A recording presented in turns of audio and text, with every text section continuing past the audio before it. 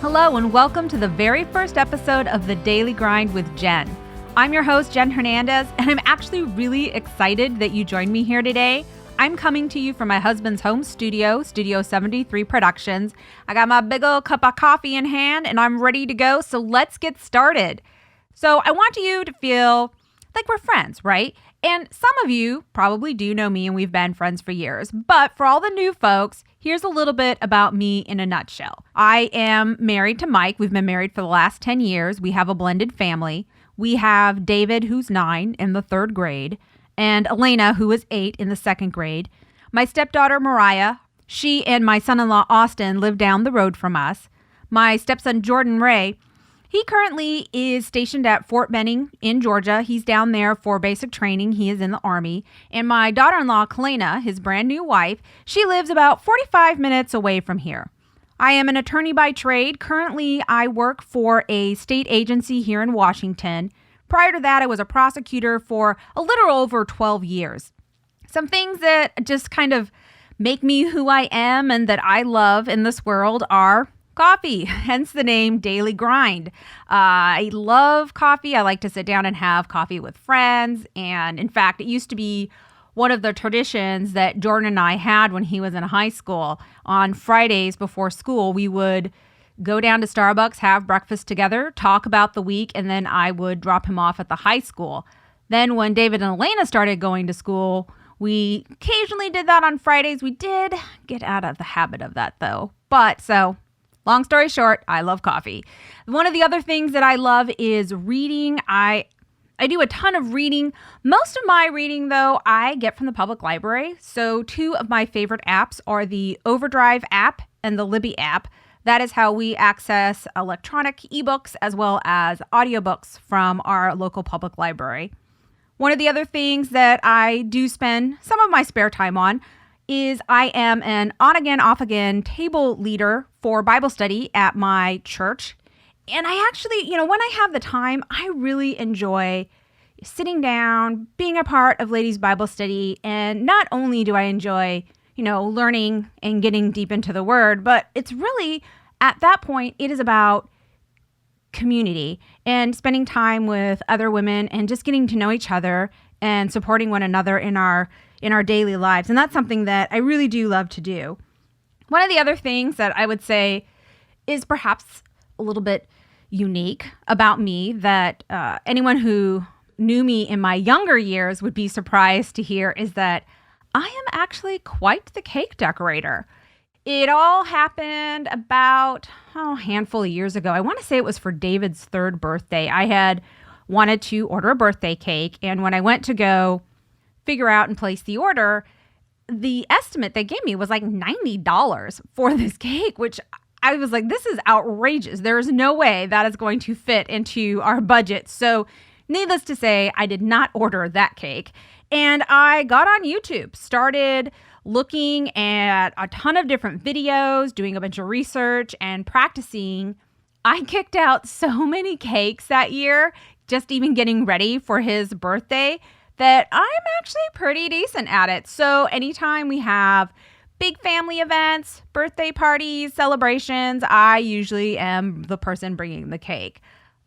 This whole podcast idea came about last week when my husband called me while he was at work. He's still considered essential personnel, so he's still having to go into work every night. He works a graveyard shift, and to add additional joy and complication to our life, not only are we on opposite shifts, we have opposite days off. We've got 2 days a month, where we actually have the same day off, which has been in and of itself its own struggle. But I guess I kind of digress. So anyways, he calls me one day last week and wanted to talk about some ideas for the studio. So he has a studio, Studio 73 Productions, and produces worship music. Unfortunately, with the COVID-19 stay home, stay safe initiatives, it's really put all of the projects on hold. In fact, they were getting ready to do a music video, which we were all really excited about because they haven't done one before. And unfortunately, last week I had to call and we had to cancel the videographer as well as the shoot location because the Stay Home, Stay Safe initiative extended into and past our video shoot date. So he was looking for something to do in the interim while everything is kind of on hold and was thinking about the idea of getting into podcasting.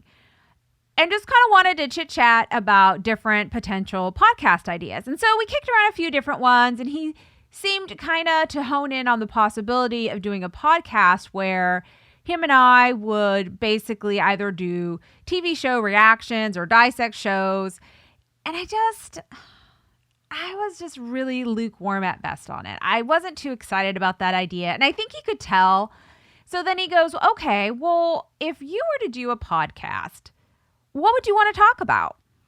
I thought about it for a moment, and I wasn't really serious when I answered him, but I told him, if I were to do a podcast, let me tell you what I want to talk to people about right now.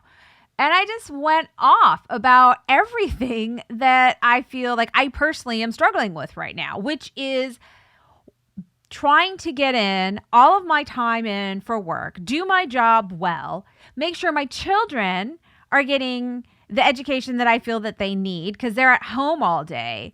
And then trying to do basic things like grocery shopping. Just the challenge that is now grocery shopping. And I went off about our Walmart grocery order that night because I actually had missed the grocery pickup order because Walmart once again had changed their hours. And I thought I had some wiggle room to pick up my order, but I was wrong and I did not. And not only did I not get my order, but I figured, okay, fine. I'll just have to just dart in the store real quick and I'll just get like the milk that I'm desperate for because I don't have any right now. And I couldn't even do that because the store itself was closed. I told him that's what I would talk about. And he got quiet for a second and he was like, that's it. Like, oh, what's it? Me complaining about how Walmart is ruining my world and about how the kids are driving me crazy and I can't get anything done. He's like, yeah, totally. It's completely relatable. He goes, you are probably not the only person that's trying to navigate this whole pandemic right now and still try and have some semblance of normalcy. And that I'm probably, I'm hoping that I'm not the only person that is having challenges that I didn't anticipate at this point. And so I thought about it because he asked me to. And I was like, you know what? Yeah, I guess I do have something to share with the world to talk about it. But I want it to be more than just about life during COVID-19. What I'm really hoping, as I thought about it more and more, is I'd like to have a chance to connect with people, with old friends, with current friends, and hopefully make some new ones along the way because I miss people. I do feel somewhat alone and isolated to a degree.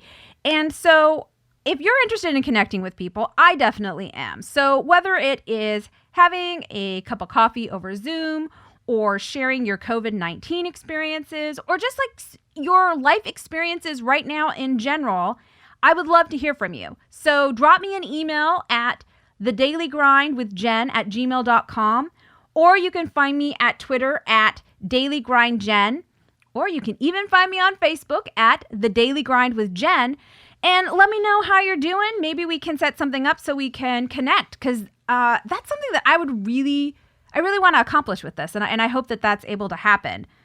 And talking to some of my girlfriends that I know that are currently working from home, I am curious, like, how are you all managing it?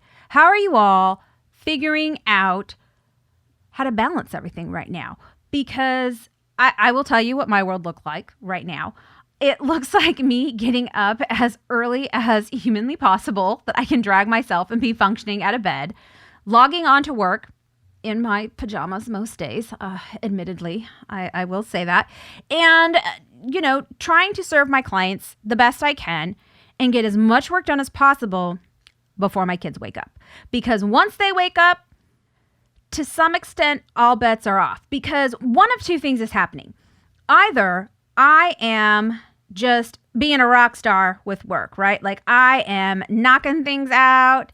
I'm feeling good about getting everything done. And if that's happening, what that means is, my kids, they're not getting so much school. Like they do get some school when I'm having those days, but they're really not getting, I think, what the teachers expect, or at least what I expect out of myself, what I would have been able to homeschool with them. Or alternatively, I'm knocking it out of the park on homeschool. I'm feeling like a rock star, well, as much as I can with some of the stuff that my kids are doing. But that means like every couple minutes, I'm getting a question from my kiddos, and they're legitimate questions. Like they aren't being pests just to, be annoying. They don't know how to do something, or they have questions like, hey, mommy, how do I spell this? Or I don't really understand this instruction. Can you help me with this with math equation? And I am just having a difficult time like getting any headway with my work when those days comes along. So I do think that structure is important and useful. So we do have somewhat of a structure, but I haven't been the greatest about keeping a super tight ship. So, I mean, there's definitely room for improvement there on my end. But what we have done is, so every day we do writing in English, and we actually even do writing in English on the weekends. And my justification for that is we're not doing as much as we should. The lessons that we do with it, quite frankly, are a little bit on the weak side in terms of academics and probably where they need to be. So they need all that they can get. We cannot afford to lose a weekend. Like we cannot afford to take a Saturday or a Sunday off. So what they do is, and I do set a timer. So for 30 minutes a day, the kids, and I join them with this too at some point throughout my day, is we do letter writing to Jordan, who is their older brother who's at basic training. And it accomplishes two things. One, my kids are having to sit down and think and write and put together an actual letter, which I do think to some extent the art of writing a letter has kind of gone by the wayside. So I am grateful that they are learning this, and I think that this is a useful tool for them throughout their life. The other thing it does is that it helps them feel connected to Jordan, who is away from us right now. And he is in what they call white phase, which my understanding of white phase is incredibly limited. But what I do understand is that he does have a few more privileges than he did before. But I mean, bottom line, at the end of the day, we're not hearing from him. And that's to be expected. And the kids know that, and they kind of get it, but they miss him. And so when they write letters to him, it makes Jordan still very much feel very present and a part of our household. And so that's been, I would say a good thing in our schedule. And so that has stayed, and the kids seem to enjoy that. The other thing that I recently started this last week is I've brought back spelling tests. So my kids generally have not had spelling tests in the classroom. However, in looking at some of the letters that they're writing, we need some spelling tests. So we took just 6 words that they were routinely spelling wrong in their letters to Jordan, and we did spelling tests with them this week. And I have noticed an improvement in the letters on those words. So I think that's definitely, I would say, a mom win that we will be retaining and keeping into our schedule. One of the other things that my kids also do, and they know to expect it now, is they have to read every day. We set a timer, and the way we do it is the first timer is set for 20 minutes. And during those 20 minutes, it's usually Elena who likes to go first. So she usually reads to David. And it is a little bit more relaxed than it probably should be. I let her read anything she wants for 20 minutes to him. Then when the timer goes off, we switch, and it's David's turn to read 20 minutes to Elena. And once again, he gets to pick anything he wants to read to her, and he reads for 20 minutes. Right now, they seem to be particularly obsessed with this Dr. Seuss book. And I think in part it's like for David, it's the repetition of it. So it could be any book, but he is going to pick that same book every single time until I make him switch. And part of that is reading is a little bit difficult for him. So the repetition, the familiarity of it, he starts to get a little bit more confidence, like, oh yeah, I know this because I've had to do it 100 different times. So for right now, I am letting them still pick their books. At some point, I think I'm going to have to get in there and start picking books for them to get some variety and start challenging them a little bit more. But one of the other things that we initially started doing, but I've kind of backed off a little bit, is I ask the kids, hey, what's your favorite subject in school? And every single time they tell me it's a toss-up between PE, recess, and lunch. And if you ask them, what's your favorite part about mommy school, because that's what they call homeschool, they call mommy school, it's once again going to be PE, recess, or lunch. So for PE, what they've been getting to do is, after they've written their letter to Jordan at some point during the day, provided it's not completely raining, I go with them and we run down to the mailboxes. So we live in a neighborhood. We're up at the top of the hill, at the bottom of the hill. It's a little bit of a run. It's not too terrible, but it is a bit of a stroll. At the bottom of the hill are the mailboxes. So they get to run down the mailbox to the mailboxes, drop off their letters in the mailbox to Jordan. I check the mail, and then if the weather is so-so, or if I'm kind of busy with work and I'm working with a deadline and I don't have time to really take a much longer break, we go back up the hill. If there is time, what I had been letting them do for recess is there is a very, very small, tiny play area in our neighborhood.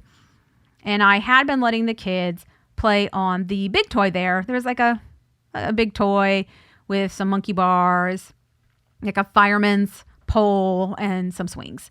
There's also a basketball court there. And I had been letting them play in that big toy play area for about 20 to 30 minutes. The majority of the time that we have done this, there's been no other kids there. There was, I want to say, once or twice where at one point in time when we were playing, a couple other kids came by or one other kid came by. And then we had some bad weather, so we hadn't done it. So now, flash forward, we've been home 3 weeks and counting now, it seems like. And I do feel a little bit uncomfortable with letting them go and play on the toys because now our world has changed so much that our parks are closed, the big toys there are closed. So I don't know if it's me kind of being a crazy, paranoid mom, but I don't love the idea of my kids playing on a bunch of toy equipment where a whole bunch of other kids have possibly come on and played on it and the area hasn't been cleaned or disinfected because, I don't know if anybody's sick. And obviously I don't want my kids to get sick and I don't want them to bring it into our home or inadvertently get anybody else we may come into even in very light incidental contact with. So recess has kind of changed. It looks more now like going in the backyard and playing. The only bummer about that for the kiddos is our backyard is pretty tiny. But they haven't asked too much about it. David's asked once or twice, hey, can we go to the playground? And it just has kind of turned out that, the weather hasn't been that great. So I've kind of used that as an excuse. At some point, I'm going to have to come clean with them.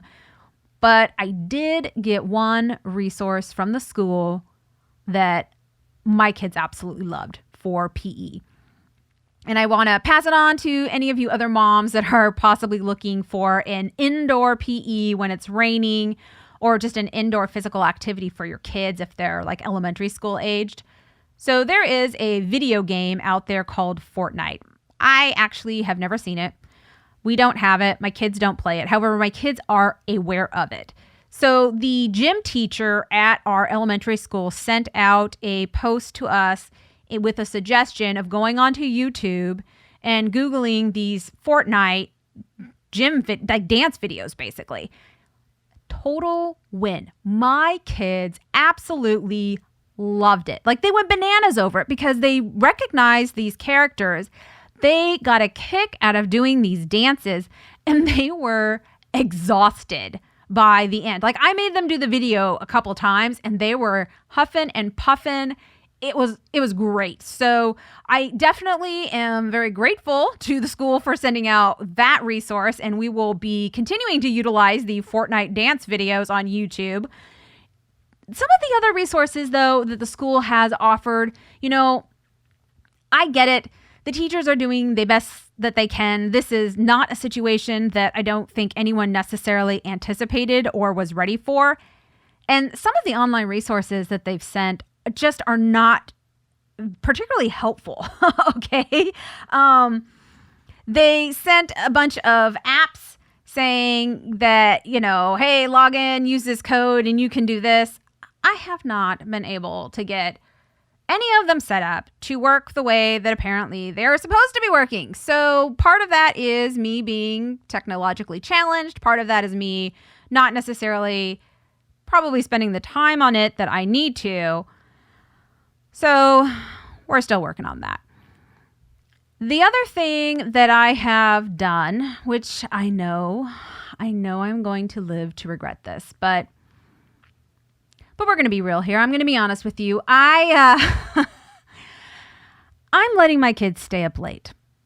And I mean like really late. So I pretty much let them stay up as late as I can stand it.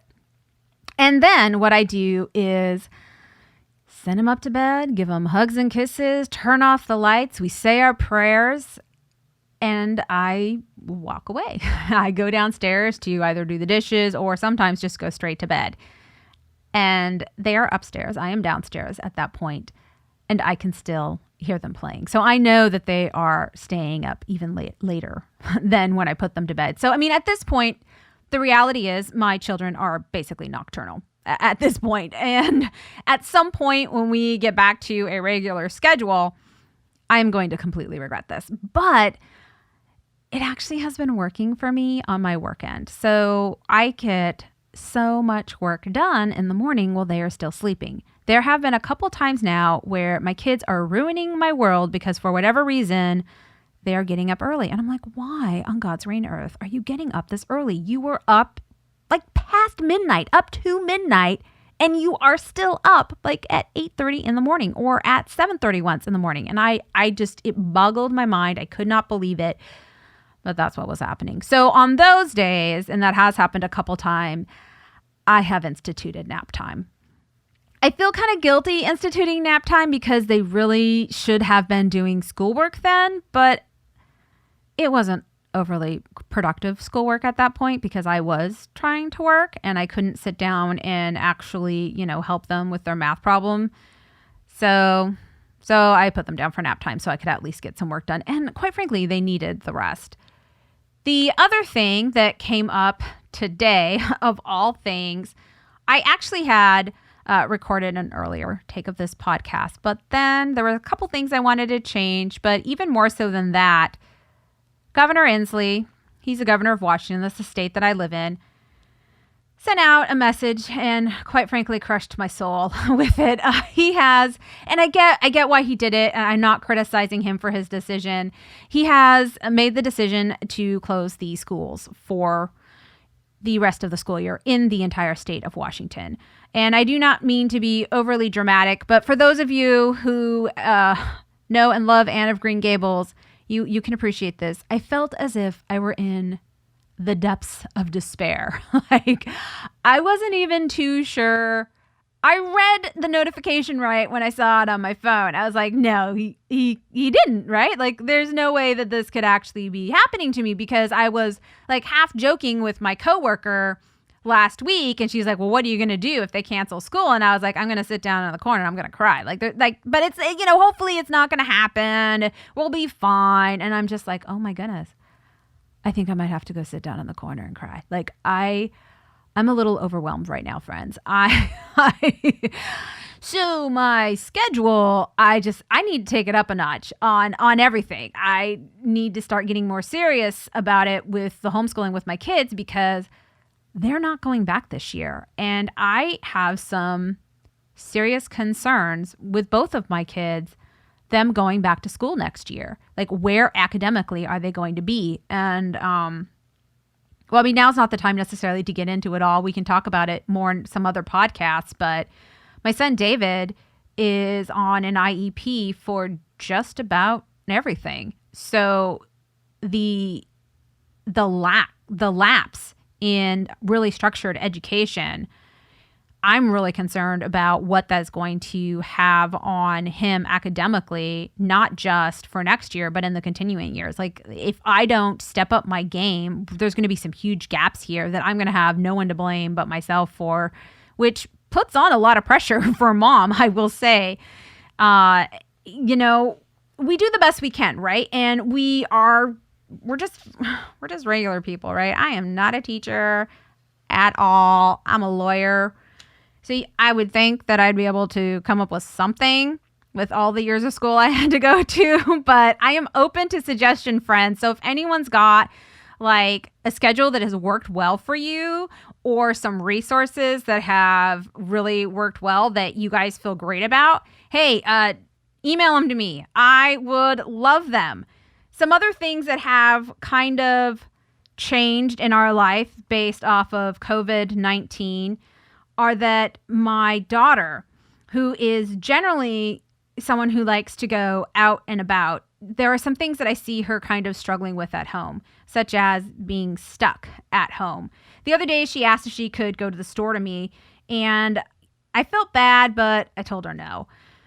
And she didn't really understand why, but she got that she wasn't going to get to go, and so she went outside to play with her brother. And I didn't really have like a good explanation to her, or even myself at that time. I just knew I didn't think it was a good idea. So I go down to the store after I crush her little hopes and expectations. And all of a sudden I'm like, oh, good choice, Jen. Like, I'm so glad that I didn't bring her with me to the store, because just everything about the setup was different than it had been in the past. Like, there was only one way, not even just one entrance, but one way that you could enter the store. And that was actually very conscientious of the store. They were doing that because they were handing off only carts that they had sanitized before, letting you go into the store with them. And that was how they were controlling the flow of the carts and whatnot. The other thing is that when you walked into the store, a number of the shelves that normally had, certain types of food and certain types of product, they were completely empty, totally barren. And I have to say, it was a little disconcerting to go in and see all of those empty shelves and empty areas where normally it is packed full of various different types of food and various different types of product. The other thing that was different than had been in the past is that, and there weren't a ton of people, but there were some people that were in masks and gloves, and you could just see it on people's faces. Like, people are scared, and I don't want my kids to be scared, but I do still want them to be smart. I want them to be educated enough so that they can make good decisions. I don't want them taking any unnecessary risks, but it's a balance, right? Like, how much do I share with my kids about what is going on with the world and about what precautions they need to take? I want them to be smart. I want them to be safe, but I don't want them having nightmares thinking that, they or someone they love is going to get COVID-19 and that they're going to die. The reality is, yes, that could happen, but I don't want them living their life in fear. So I am still trying to figure out where that line is. And so if any of you want to kind of let me know what task or where you have taken that line with your kids, I would love to hear your guys' feedback on it. So the reason why I had actually gone inside of the store, I had a grocery pickup, and then there were a few items in the grocery pickup that I could not order over the app because certain things are just always out, it seems like. And so I went in there because I needed toilet paper, wheat flour, and yeast. Now, this was the third store in 2 days I had gone to try to get these items and had completely struck out. And yet, once again, I completely struck out. I get to a point, the toilet paper, because that is something that everybody uses. What I don't get, though, is the wheat flour. I mean, come on here, people. wheat flour. I seriously thought I was going to be like the only person in my entire county that cared about wheat flour and wanted wheat flour. I could find nothing. In fact, I couldn't even find like regular flour. It was crazy. I recently got a bread maker. My husband got it for me shortly after our stepson, or my stepson that is, told me that he was going into the military. I was crushed. I did not want him going. I didn't want him going during this time period. And I was just so sad. And so my husband, in an effort to cheer me up and keep me occupied, had gotten me this really awesome fancy pants bread maker that I absolutely love. And I had told him, I was like, babe, I love this so much. Thank you so much. I am never buying bread from the store again. I'm definitely going to have to rethink that because I only have enough wheat flour to make one more loaf of bread. At this point, we will be buying our bread. So I also get, yeast to a point because if you're baking any kind of bread, you're going to need it. But the fact that I went to 3 stores and got nothing, I couldn't believe it. So at this point, I am down to 7 rolls of toilet paper. So we have 3 bathrooms in this house. Each bathroom has a fairly full roll of toilet paper. And then I have an additional 7 that are down in the closet. I'm not totally stressed about it because at some point the stores will get it. I'm just hoping that they get it soon because 7 rolls in this house isn't necessarily going to last us all that long. So all my friends that live nearby, you know who you are. Keep me in mind if you happen to be at the store and you see some toilet paper. Just, feel free to pick up a package for Jen and her family and just know I will buy it from you. I'm good for it. I do have a plan B because, I'm a mom. So most moms have plans A and B. I'm a mom who has a plan A, B, and C, sometimes even a plan D. So my plan B is paper towels. The store did have actually quite a bit of paper towels, so I did get some. I told Mike about this dilemma, and he laughed at me, and his solution was coffee filters. I was like, you're kidding, right? So yeah, so that's plan C, just so y'all know, coffee filters, which we got a lot of those too. So we're good on plan B and C if we don't find more toilet paper. Oh my goodness. And do not even get me started about trying to find a spot for my Walmart grocery delivery and about how half the stuff I need or want at the time is sold out. I will definitely save that rant for another day because, at some point, y'all probably have to get back to your regularly scheduled lives to get things done. But, with the kids home all the time, it definitely has been a challenge trying to keep them occupied, particularly depending on our weather. So, and just for our family, generally our activities have taken us outside of the home. We don't do a ton of activities, or at least historically we haven't, that are inside the home. Like my kids do pretty much every sport that the school offers. Well, now we have no sports. Our soccer season was over before it started. It was really just a total bummer. And we can't go to the movies. I can't even take the kids to the park. In fact, even on a rainy day, one of the activities that my family has always enjoyed, well, the kids that is, have always enjoyed, is they love going to the McDonald's or the Burger King right by our house because there's a big toy that they can play on it inside. And they think that's awesome. Of course it is.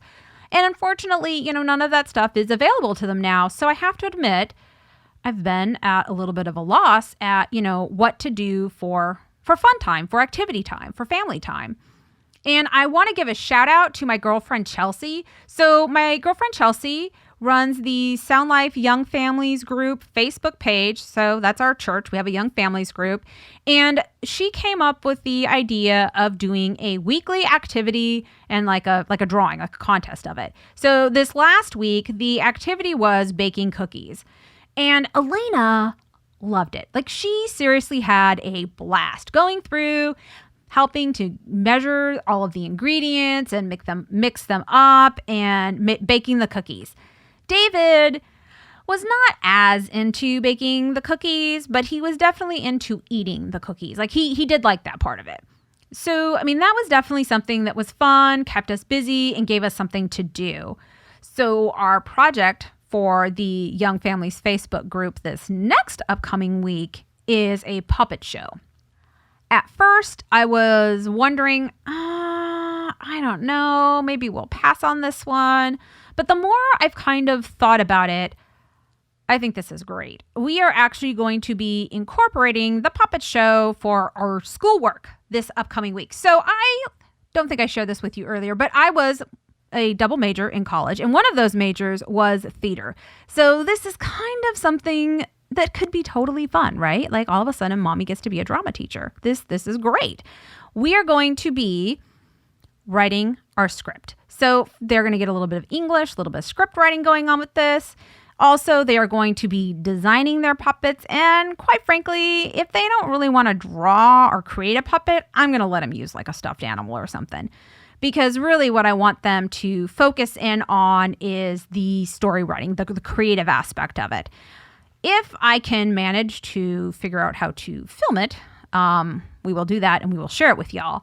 But I think that this could be a lot of fun. We might even be able to do a little set building with some construction paper. I just see a lot of potential here with this project that we could do like a little bit every day with like our classroom final being the actual show. So I'm actually looking forward to this next project. The one other thing that we did this last week that was kind of a win for us. Actually, not kind of, it was. It was a total win for the Hernandez household. We did movie night. And when I say we did movie night, I mean we went all out for movie night. We did popcorn, soda, ice cream sundaes. We pushed we have like this big coffee table that's in the middle of the living room. We pushed that off to the side. The kids brought down blankets and pillows and stuffed animals. And we had a big old slumber party out in the living room. In fact, I even joined them, but I was on the couch. I was like, I am not sleeping on the floor. I am way too old for that. But we had a total blast with movie night. We turned off all the lights and we just had a great time with it. So this last Friday, Disney Plus premiered their movie Onward. So this was a movie that my kids had seen ads for before we were all on, basically house arrest. And they had wanted to go see it. I had planned on taking them, but of course, that didn't work out the way we all planned. So this was actually a really great option for us. We tried to make it special and fun. We talked about it, leading up to it for a couple days. So the kids were pretty hyped on it. And I highly recommend a movie night for your family if that's something that could work for you guys. If you have young kids, this was a very safe family movie. It was a lot of fun. There was, the concept behind it has to do with this magic little realm. So there is this concept of magic and elves. So if you don't like the magic stuff, probably not going to be a movie for you. But it was clean in terms of language. I really liked how it dealt with kind of a modern take on a household. So, because like I said, we are a blended family. So this was a household in which, unfortunately, dad had passed away before the youngest son was born. He had never met his dad. He's 16. He has an older brother. And there is this spell that had been started that didn't quite finish the way it was supposed to. And so the boys basically have one day to complete the spell so that they can have, this 24-hour time period with their dad, and the clock is ticking because the spell started. And so basically when it starts off, it's just the two boys on the quest with the bottom half of dad's body.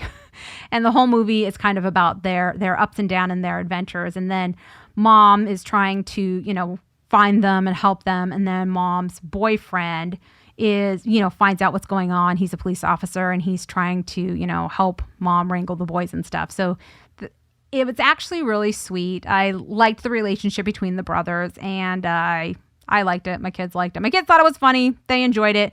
So if you're looking for a good movie and you haven't seen it yet, Onward is a lot of fun with the kids. One of the other things that we'll be trying next week that I will tell you about how it turned out, in addition to the puppet show, is we are going to bring back game night. Yes, we are. I went and got some games from Amazon because I'm not a big game person, but I thought I could stomach bingo and Operation. So hopefully it will go well. But that is kind of how we've been keeping ourselves busy with the non-academic time or the non-work time. But this next part that I kind of wanted to chat with y'all is about, what I have been doing for my own mental health to stay connected with others and how I found some encouragement in somewhat of an unexpected place. So for those of you who may not be aware, because we haven't known each other all that long, I am a Christian. And so I believe that part of self-care involves taking care of your spiritual life. So for me, that's my spiritual relationship with God. And one of the things that I am kind of embarrassed to admit, but with everything that's been going on, I haven't paid too terribly much attention to a calendar. And it wasn't until this Sunday I was watching my church on Facebook Live, and I realized, oh my goodness, it's Palm Sunday. It's Holy Week. Like how did that come up upon me? And I missed it. So I have some ideas about what my family will be doing for Holy Week. And one of those that is important to us is the idea and concept of communion. So if you have never led your family in communion, one of the resources that I just want to point out to you all that's there is my friend Brian. He is a pastor over at New Life Church. New Life Church has multiple different locations, but they're kind of like their big main location is Renton. And on their Facebook page, it's like, I think if you go New Life Church, and you can see all of their different services, because they are now posting they're doing all of their services live, and then they're leaving the recordings up there so you can go back and watch them. So the one from Palm Sunday, this last Sunday, it was actually really cool. So Pastor Troy, who is the lead pastor over at New Life Church, he led the entire church in communion. And so if that's something that you don't feel comfortable doing on your own, you can just go to the New Life Church Palm Sunday service. You don't even have to watch the whole service, right? You can even fast forward to the part where, Pastor Troy is just doing communion, and that is a way for your family to participate in communion during Holy Week. So we are going to be doing communion on Friday, and my kids understand this because there is actually grape juice in our house for once, and they are just dying to crack into it. And I'm like, no, we're saving that for communion. And they're like, well, when are we going to do communion? So my kids are super excited for communion.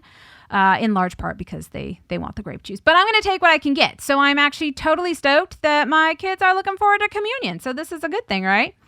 One of the other things that I have done to just kind of stay connected with other people and making sure that myself is centered in my spiritual life is there is a Bible study Facebook group that is called Bible Study Bistro with Jennifer Rothschild. So Jennifer Rothschild has done a number of Bible studies, and she is doing a Facebook Live Bible study right now. She has over 11,000 people that's part of that Bible study. What I really dig about the Bible study is that anybody can join it.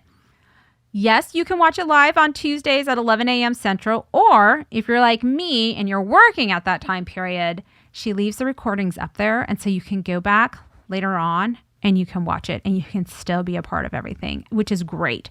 If you don't have Facebook Live, you can go to www.biblestudybistro.com, and I believe she has the Bible study, the filming segment. I believe that's up there also, so you can watch it there.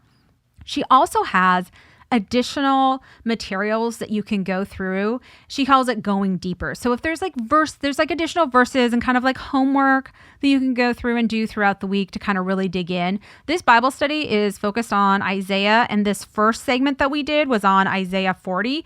Actually, I think the whole thing is on Isaiah 40 now that I'm thinking about it. Yeah, the whole thing's on Isaiah 40. We just did the first, I want to say 7 to 8 verses.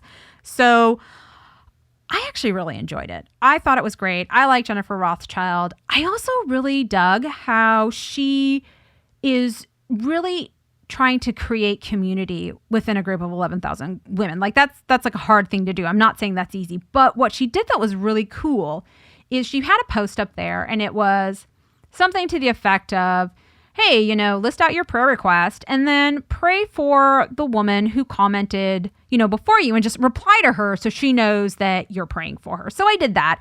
I replied to the comment before mine, and I told the woman I was praying for her, and she had some back pain, some lower back stuff that was going on. So I prayed for that. And then I put my own prayer request up. So my prayer request that I put out there to the Facebook group was, can you please pray for my stepson, Jordan? He is away at Fort Benning for basic training. I had expected that, I'd get, one reply, one comment from whoever it was that commented after me saying, oh, hey, yeah, I saw that and I prayed for your kid. What I got, though, was several comments from women across the country, one of which I know, which made it particularly cool, who I go to church with. So Tina, thank you so much for seeing that and for commenting and praying for Jordan. That meant so much to me. But these women who I didn't know, multiple of them, saw that I had a son who was in the service in basic training. And they're like, hey, we see you, right? We see you. We are praying for him. Tell him thank you for his service. And one of the ladies was like, and I'm praying for you too, for peace. And that just meant, that meant so much to me. Like these women who I don't know are telling me that they're praying for my kid. It made me so joyful. It really made a difference in my mood and in my affect for, days afterwards. It meant a lot. So, also somewhat connected to Facebook and to Jordan as well, is that there is a Facebook group out there. It's an unofficial family support face group for the company that my stepson is a part of. And I've looked at it a little bit, but I haven't done a ton with it. And I got a notification on my phone and I realized that there was a comment posted on the Facebook group and a woman was mentioning her son and she put his roster number. And I was like, oh my goodness, that's like 2 away from Jordan. I bet they know each other. And I just got really excited. And so I was like, hey, I bet your son, your boy knows my boy. And so I'd like to just send a shout out to my new friend, Nicole. Nicole, it was awesome to connect with you on Facebook. I am praying for you and for your family and for Andrew. And I also want to send a shout out to my new friend, Beverly, that also ended up commenting on that post. And Beverly, I am so praying for you and definitely for your son, Matthew. I'm losing my words here, right? So Beverly made a huge impact on my week. And she had private messaged me after we kind of made this little Facebook connection. And she shared with me that her son, Matthew, is actually assigned as Jordan's battle buddy. And she was telling me how Matthew described Jordan. And that Matthew described Jordan as like a great guy and really positive. And I read this and I was starting to tear up because, that's my kid. That's Jordan. That is so who he is. He is an awesome kid. He's wonderful. And he is super positive. And to know that he was still maintaining that positive attitude while he's been basically isolated from all of his family and he's over there in basic training and he's been gone for over a month now, and we're just waiting to hear from him. But to know that someone is still describing him as positive just made such a huge difference. And I just felt so encouraged by that because we have been writing all these letters to Jordan and I have been praying a lot for that kiddo. And one of the things that I do in my letters for Jordan, this did not start out intentionally, but it just kind of happened. And now it has kind of become a thing in the letters, is in every letter, I try to give Jordan a verse. And it's something that I am praying over his life or something that I feel is really applicable to what he may be going through at the time. And so one of the verses that I shared with Jordan this last week, I keep coming back to it. And I feel like this is my verse that I really am holding on to during this somewhat uncertain time period. And it's from Philippians 4:5. So I'll be quick, but I just want to share it with y'all. So it is Philippians 4:5. Do not be anxious about anything, but in everything, by prayer and petition, with thanksgiving, present your requests to God. And right now, I am trying really hard to live this out. I am trying hard just to not be anxious. Like, I need to not be anxious about the fact that my kids aren't going back to school this year. I am, but I need to not be anxious about it. And I need to start praying about it, like a lot, and figuring out like, what am I asking God to do? I'm not entirely certain right now. But that's for me and God to figure out, I think the more I talk to him, the more it will become clearer. At least that's my hope. And so I guess I kind of want to leave you guys on that thought of prayer and hope. And I do want you to feel that if you have a prayer request, that you have someone to pray with you. So if you need someone to pray with you, or you just want someone to pray for you, email me your prayer requests at TheDailyGrindWithJen@gmail.com. And no, I'm going to pray over them. I'm going to pray for you. Just let me know what you need.